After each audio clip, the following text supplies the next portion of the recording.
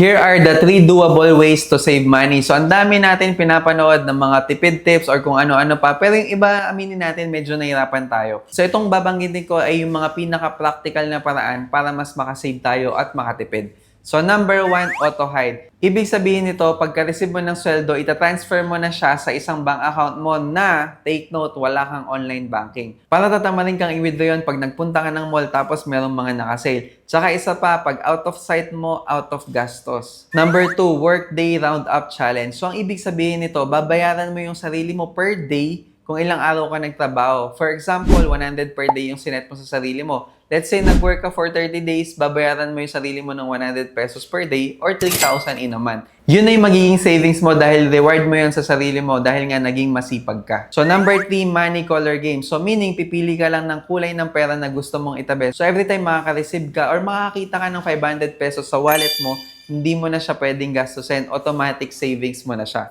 Kaya it's up to you kung anong kulay yung plano mong itabi every time na makikita mo siya. Paki-comment sa baba kung ano sa tingin mo yung pasok sa personality mo para mas makapag-ipon ka.